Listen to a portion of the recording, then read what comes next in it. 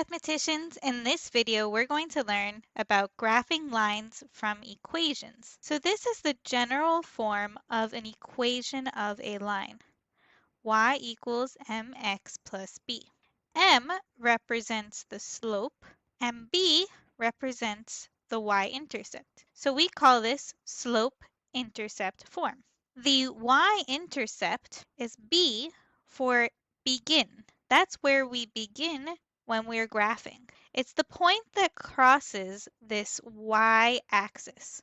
So this line in the middle, when x equals 0, is the y-axis, and the point on this line that touches the y-axis is the y-intercept. The slope tells us how we move from one point to the next. So our slope is often represented with the letter M for move. And we move according to rise over run. So the top number tells us how much we're going up or down, and the bottom number tells us how much we're going to the right or left. If it's positive, we're going to go up. If it's negative, we're going to go down.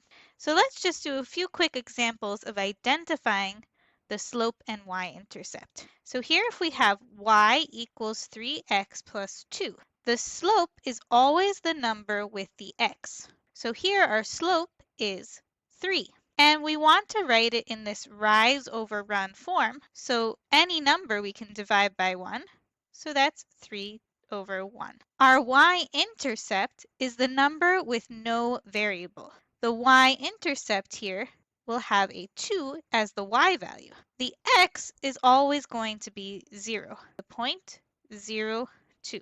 Remember, we always write our x and our y for a point. Let's do another one. F of x equals negative 4 minus 5 over 2x. So our slope here is the number with the x. Here's my x. So this number, including the sign, is our slope, negative 2 over 5.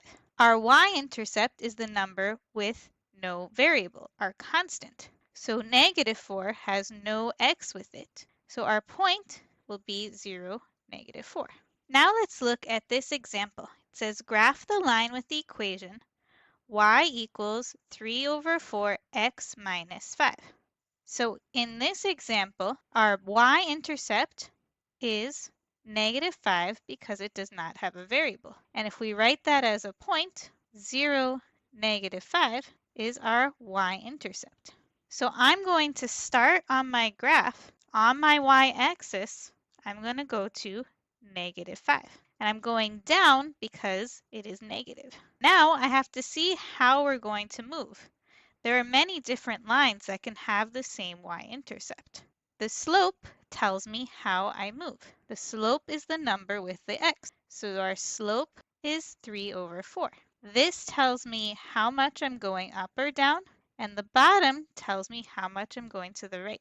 Because the 3 is positive, I'm going to go up 3 and right 4. I'm going to start at my negative 5. 1, 2, 3 boxes up. 1, 2, 3, 4 to the right. And I can keep doing that, and it will continue to be on this line. 1, 2, 3 up, and 1, 2, 3, 4. This would be another point on the line. Good luck making graphs based on your slope and y-intercept.